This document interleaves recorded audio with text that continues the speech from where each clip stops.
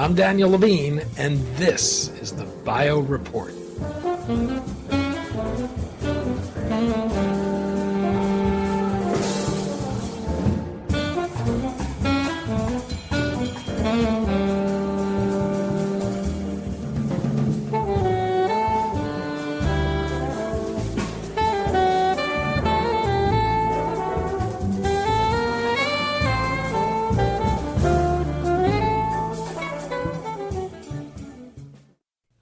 Despite the market success of GLP-1 agonists to treat obesity, many patients suffer side effects such as nausea, diarrhea, and vomiting.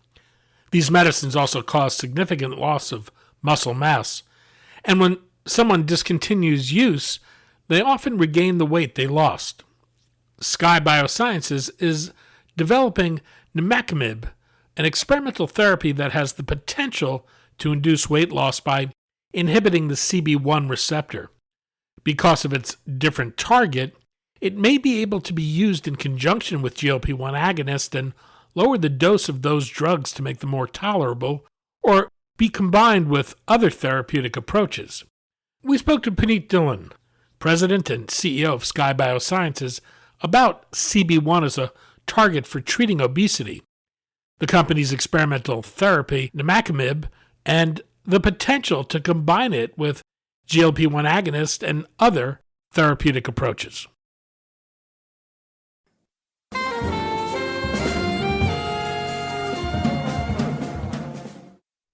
Punit, thanks for joining us. Hey, thank you. Nice to be back on your guys' show again. Thank you. Oh, we're going to talk about obesity, Skye Biosciences, and its efforts to develop a treatment that works on an alternative target than the GLP-1 therapies. Let's start with obesity, though. How big a health problem does this represent today, and why does it seem that despite the advent of GLP-1 drugs, it's expected to get worse? Yeah, that's a fascinating question, which we can go down a lot of rabbit holes really quickly. But the scope of the overall obesity epidemic, we call it, is really staggering, and obviously it continues to worsen. It's estimated to be over 1 billion people globally now living with obesity or are overweight, and in the United States, it affects over 40% of adults, and proportionately, it's only expected to grow in the coming year. So, despite success of effective GLP-1 agonist drugs like semaglutide, what's marketed as Ozempic or Wegovy, and in the case of dual acting like tirzepatide, which is marketed as Mounjaro, there's still an unmet need, and we've noticed that these medications are really showing proof that pharmacotherapy can successfully induce weight loss, but at the same time, they're only reaching a fraction of the at-risk population, and I think that's what's not well enough understood. In the past few years, there's been a dynamic of the overall market, the supply demand equation, but then the other factor is just recognizing that this is still a large problem that has socioeconomic factors at play as well. So most individuals with obesity still do not receive adequate treatment, and then those that receive treatments may not tolerate those treatments really well. So the overall obesity rates keep climbing, and we see this continue to rise for the next few decades, even though we have broader interventions available. And the bottom line is it remains a massive global health crisis, and it's measured in billions. And even the latest breakthroughs have yet to really bend a curve here in terms of this epidemic. I think people are ready to put GLP-1s in the water supply, but despite the attitude that these are wonder drugs, they do have their limits. What have been the limitations or challenges with the GLP-1 drugs with regards to tolerability, compliance, and healthy weight loss? Yeah, so you hit the nail on the nose there in terms of they've been game changers for obesity treatment, and at the same time, they haven't necessarily improved uh, the trajectory of the urgent need around other aspects that they don't really address. So there comes with it some significant limitations that affect patients' experiences and outcomes. One is the tolerability and side effects. So GLP-1 therapies commonly cause gastrointestinal side effects, notably nausea, vomiting, diarrhea, constipation, even abdominal pain, which can be quite severe for some patients. And those side effects often necessitate moving to potentially a lower dose titration for many weeks, and even then, one third or more patients can't tolerate the drug long term. So we've done some work this year where we've spoken to about 60 different endocrinologists and obesity doctors and KOLs, and then also looked at some firsthand data. And over 50% of patients come off of drugs in the first year, but in 80% in in the first 2/3 of a year. So this has basically led to a very high discontinuation rate. And the GI side effects is a big driver for that, because it's impacting quality of life, and it often deters patients from staying on the medication. So that's number one. Number two has been this the challenge with discontinuation and then weight regain because of the tolerability issues and other factors that can lead to discontinuation. Sometimes that's cost, sometimes that's supply, sometimes it's accessibility of these drugs. Many patients end up stopping GLP-1 therapy within the first year. So we're seeing kind of real world estimates indicate, like I said, about 75-80% of patients discontinue those medications within the 12 months or under 12 months. So even when the medication um, or unfortunately, when the medication is stopped, the weight loss that had taken place often comes back. And these drugs, we can't forget their chronic use to maintain their benefits. And once a patient comes off, appetite and other metabolic change tend to revert, and it's leading to a rebound of weight gain and other metabolic dysfunction. So that yo-yo effect that we often attribute to diet, just dieting that often doesn't work, is also a factor in terms of when you're coming off these drugs. So And I'm sorry, go ahead. no, go ahead. I was going to make a third point, but I can come back to that. No, please go ahead. So I'll clean it up. we talked about tolerability, we talked about patient discontinuation and weight regain. The third area, which is maybe not applicable to the entire patient population, but it is a continued uh, thing that we're monitoring, and it's the loss of lean muscle mass. And it's an underappreciated limitation is that the weight loss on GLP-1 agonists is not all fat. A significant portion is lean mass muscle. And clinical studies have shown, anywhere from 25% to 40% of total weight reduction with GLP-1 drugs can come from the loss of lean body mass. And so that continues to be something where we feel we can address, especially with the mechanism that we're approaching. From a market point of view, these have been tremendous successes. How do you view the opportunity beyond GLP-1s? Yeah, so given though there's issues that the and like we discussed, the market and the opportunities for obesity treatments is enormous. N- uh, that um, means that now, in terms of just when we're looking at market size, those market size are exceeding treatment conditions like diabetes or even autoimmune diseases, and that explosion of interest, that's begun with GLP-1s drugs, has made it more aware that there's a potential larger opportunity to address.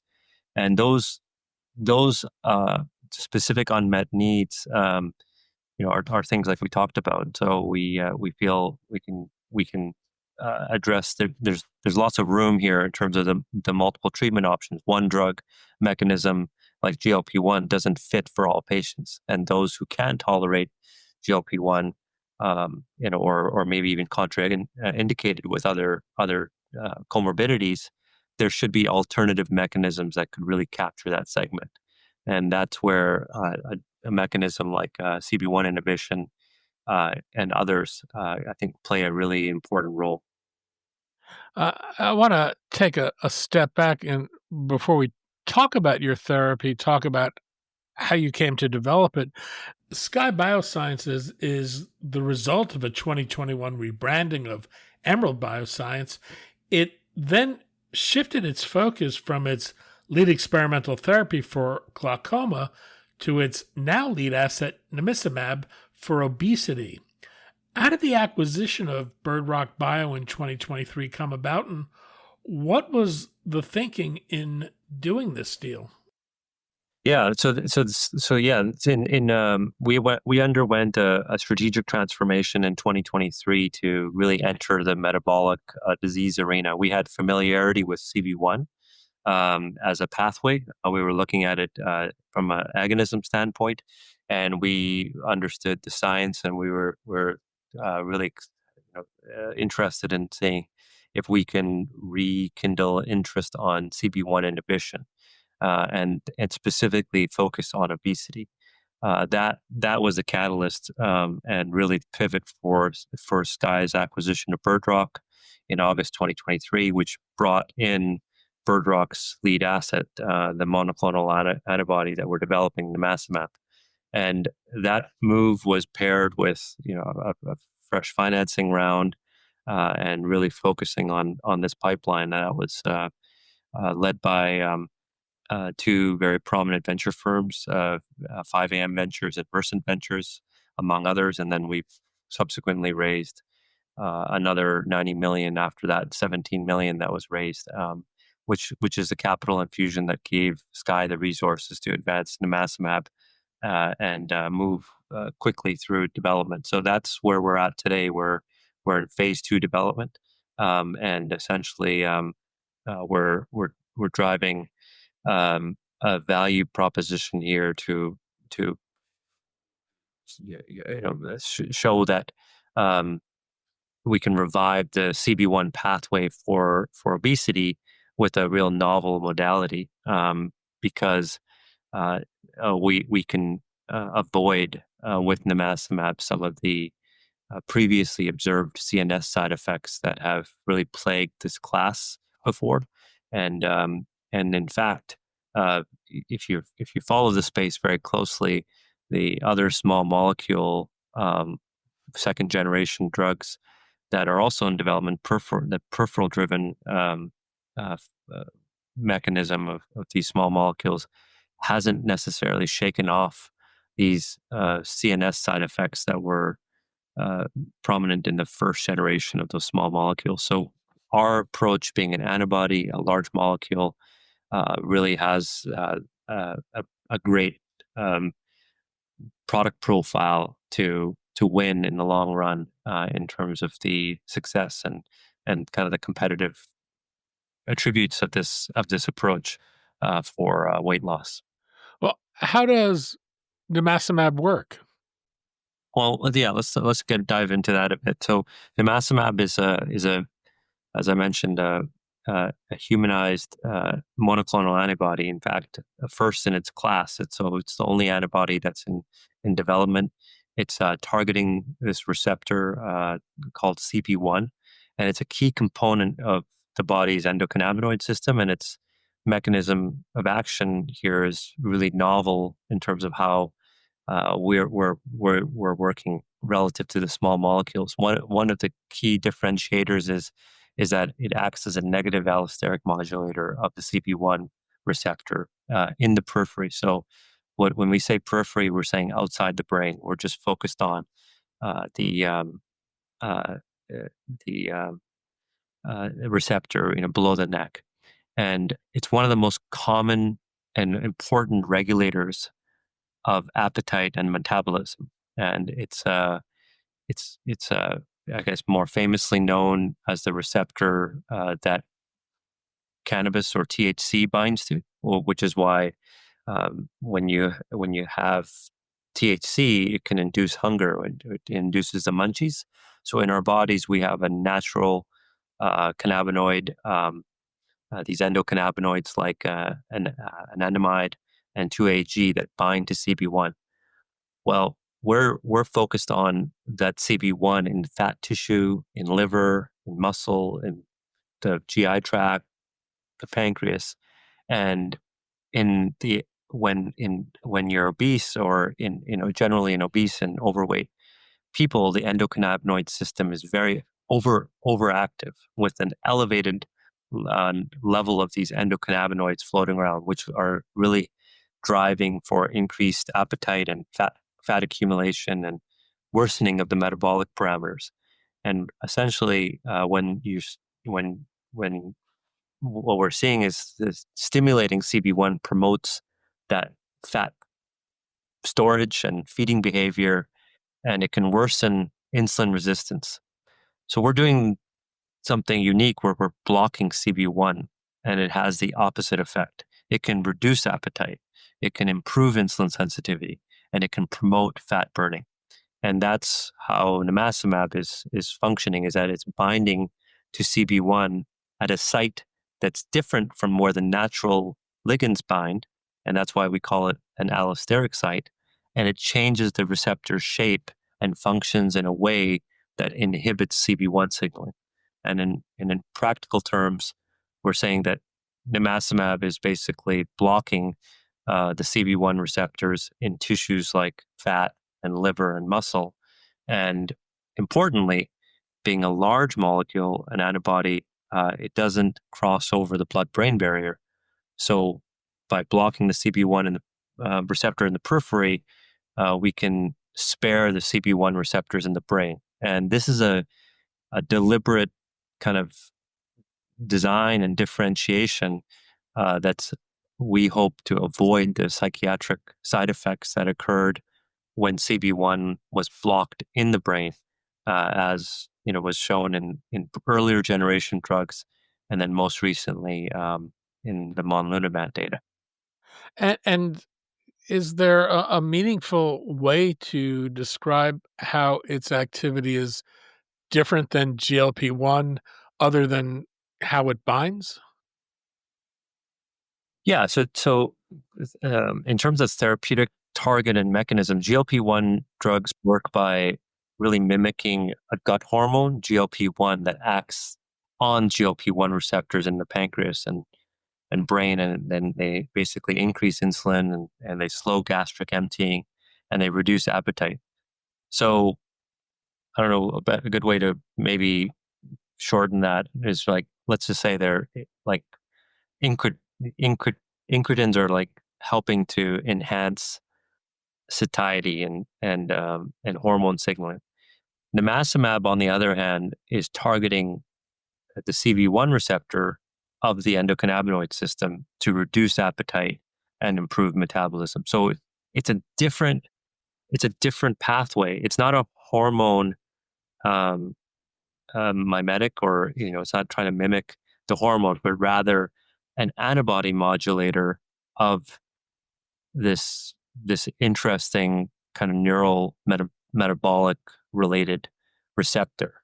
And whereas GLP-1s are primarily kind of working through the central appetite centers and like focusing on caloric restriction, nimacimab is kind of powerful by focus on peripheral metabolic tissues, so focus on fat, and then through that mechanism is also indirectly targeting appetite. So it's a different pathway to get to the same result of weight loss, and we expect that with nimacimab we would have a broader metabolic shift that's happening. So because we're targeting these other tissues that are working in a coordinated way, we're able to drive a broader range of metabolic change.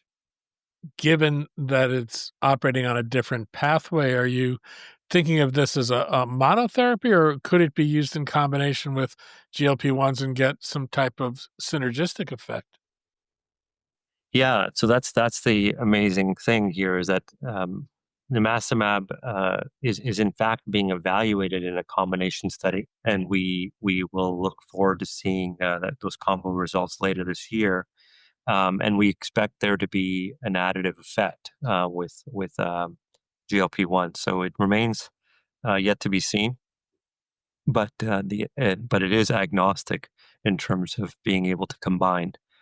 So the idea here is that um, with patients coming off of GLP-1 drugs due to some of the things that we talked about earlier, there is a opportunity to look at two paths. One is perhaps lowering the dose of GLP-1 to make it more tolerable and combine it with another pathway such as nimacimab, or perhaps after GLP-1 altogether and make it a maintenance therapy. So we are evaluating those answers in the current clinical trial. There are other people pursuing oral CB1 therapies for obesity. What's the case for a monoclonal antibody CB1 therapy over an oral approach? Yeah, Danny, that's a great question. That's why I think that's where we really feel nimacimab could succeed, where earlier CB1 drugs and even current drugs have failed. And there's multiple advantages with the antibody approach. One, most importantly, is that there is no or let's say minimal brain penetration, and it's probably one of the most critical advantages is that an antibody like nimacimab uh, does not appreciably at all cross the blood-brain barrier, whereas small molecule CB1 inhibitors um, uh, have previously entered the brain, and even in the current generation, continue to have exposure in the brain. And and we don't know, necessarily to what degree they contributed to the weight loss, but what we have recently dug into is that they actually um, uh, uh, it certainly contributed to the side effect profile, notably depression, anxiety, and in some cases, this extreme situation of suicidal ideation, because CB1 in the brain is involved in mood and the reward process. So, so the difference here is that we're not opening up that door, and peripherally restricting it by design really gives us an advantage. The other is the some of the more finer points underneath that in terms of being able to really improve the amount of or sorry increase the amount of drug.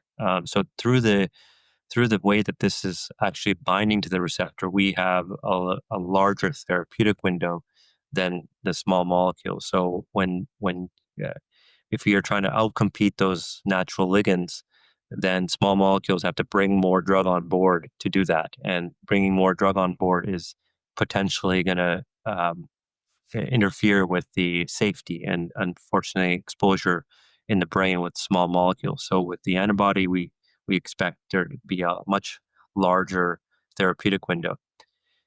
And then on the question of kind of the oral versus in injectable, we do have a unique attribute where it's a longer half-life. So our current drug is about a 20-day half-life, and oral small molecules are typically taken daily and have a half-life in the order, like usually in the order of hours to a day, or maybe 2 days tops. So again, you have to take on a lot more drug in order to get to the same place, and we expect that there will be uh, probably a better product profile where patients are interested in taking a weekly or even a less frequent injection versus a daily pill.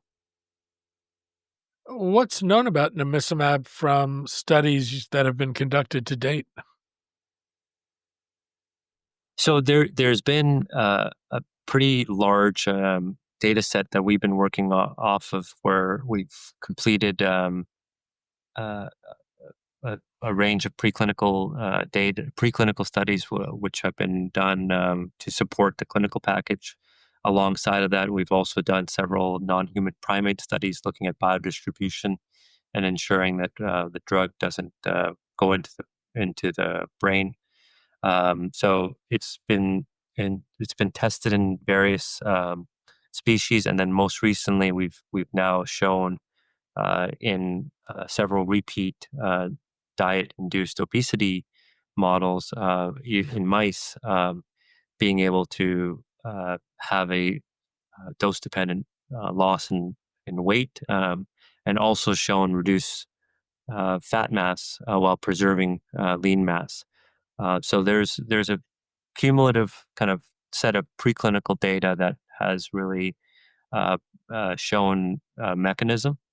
Alongside of that has been a range of important improvements in metabolic parameters. So we've shown uh, shift in hormones in terms of that help with caloric reduction of caloric intake, shift in glycemic control, as I mentioned, demonstrating lean mass. We've also shown early data in terms of anti-fibrosis and anti-inflammation. So there's been several kind of anchoring components that demonstrate the broad range of mechanism at play with our drug. Clinically, Bird Rock had conducted first phase 1 studies before the Skye acquisition, and the most pertinent was a phase 1b trial in patients with NAFLD, which is non-alcoholic fatty liver disease, who were also overweight and obese. But these patients also had type 2 diabetes or pre-diabetic. And, and this population was chosen because CB1 blockade can help both liver fat and metabolic control. So there's early evidence of that in a phase 1 study. It was a shorter study, really assessing safety, but there was some PD data that came out of that. And then there's, as I kind of alluded to, there was really strong safety and tolerability data where there was no serious adverse events reported in that phase 1, and no patients had to discontinue treatment due to any side effects.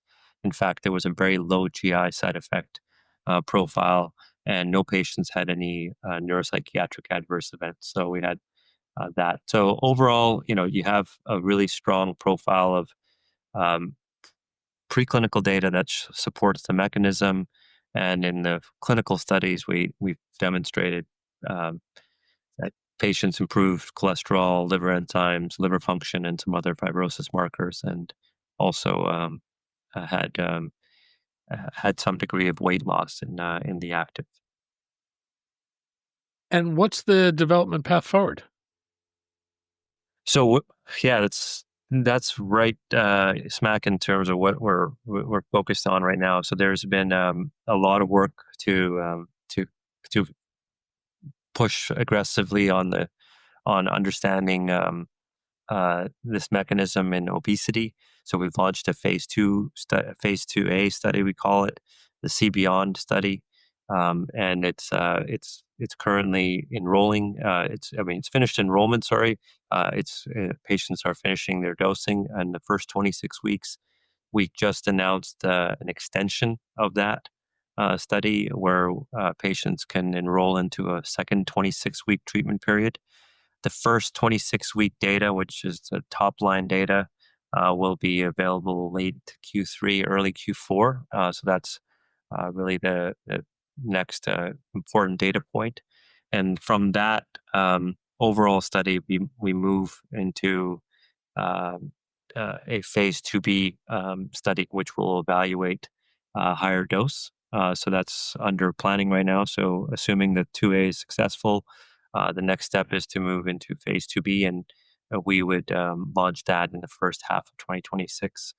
And in between there's regulatory steps. So we're looking to speak to the agency after the phase 2A data to get alignment on the phase 2B and ultimately the phase 3 trials. In May, the company announced a partnership with Arecor to develop enhanced formulations of nimacimab. In what ways might you be able to enhance it?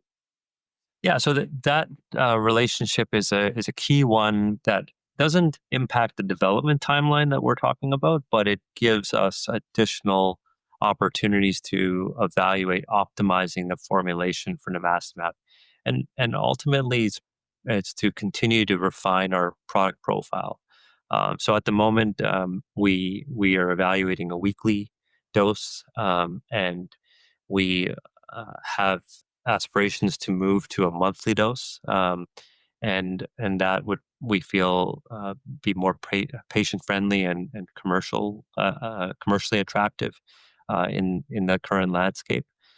So the relationship with Arecor is to assess a higher concentration formula that allows our nimacimab to be delivered at higher doses and retain the same uh, kind of safety and efficacy that we expect, and what we're evaluating in the clinic today. So the goal here is to ultimately move to a less frequent dosing and perhaps looking at every 2 weeks or even monthly with the higher concentration. What's the vision beh beyond the nimacimab? Is there a pipeline, or does that depend on the success with your current clinical efforts? Yeah, I mean, nimacimab is certainly, it's a crown jewel of our and of our of our company and its primary focus. So it is a big part of Skye's pipeline, and we see it as a uh, franchise, as a product. But the company's broader vision is to continue to build a portfolio of therapies that continue to look at other pathways for metabolic health, and that stems from the nimacimab. So uh, what's unique here is as an antibody that's targeting a GPCR. That's a rarity in itself. I think that's one of the critical pieces of our IP is that we have an antibody that's targeting this particular receptor. We're looking at other antibodies as well that also target other GPCR targets that make sense in metabolic health. But nimacimab allows us to really anchor in terms of looking at fixed dose combinations as well. So what we're evaluating in the clinic today, looking at combinations or looking at a combination with GLP-1, we certainly can go down that path of of combining and using our antibody as a backbone to add another peptide or looking at unique fixed dose combinations. And then there's also the way that the pipeline outlook can move in terms of indication. So even though, you know, the current study is focused on obesity, um, doesn't rule out for us to continue looking at other indications that are comorbidities in obesity. And there's still a lot of unmet need in NASH or MASH, and chronic kidney disease and solutions for patients with type 2 diabetes. So we think these are paths that the company can look at once we have the first evidence from the current program. In the company's most recent financial report, it showed about $60 million on hand. How far will that take you? Yeah, so the runway right now is well into 2027. So we feel we can adjust our burn and continue to um, allocate capital, very responsibly. That's been a very important focus for us is to manage the cash and prioritize where we can have a really strong return on our investment. So the current runway that we've given guidance for is Q1 2027, which gives us a really healthy cushion past data. And yeah, like I said, we're going to continue to remain pretty lean on our budget and focus where we need to allocate that capital to continue to monitor what we need. The next study which is a phase 2b study. We've actually built in our current budget ability to manufacture the drug for that. So there's also the important side of this is that we don't want to have any white space between the end of a program and the beginning of a new program, because that's dollars that would be I think avoided in terms of having downtime. So generally, we're trying to remain really lean and continue to have really strong capital efficiency with managing our burn rate and cash needs. And what's the plan for raising additional capital? Would you go to equity markets? Are you thinking about finding a potential partner for the drug? Yeah, I think all paths are open. We're going to continue to be open-minded about that. We have shown a track record of being able to access capital when we need it, and we're not focused on that at the moment. We'll want to generate the data that from this current trial, and then look at our options. Certainly, long term to commercialize, we do expect that there's opportunities to collaborate on being successful from a commercial standpoint. So we haven't ruled that out, but it hasn't also been a focus of ours because we have some work ahead of us in terms of getting to certain development inflections. And then if we're successful on the data side, we feel that there will be both options available, capital strategy as well as non-dilutive opportunities. Punit Dhillon, President and CEO of Skye Biosciences. Punit, thanks as always. Thank you so much, Danny. Appreciate the time.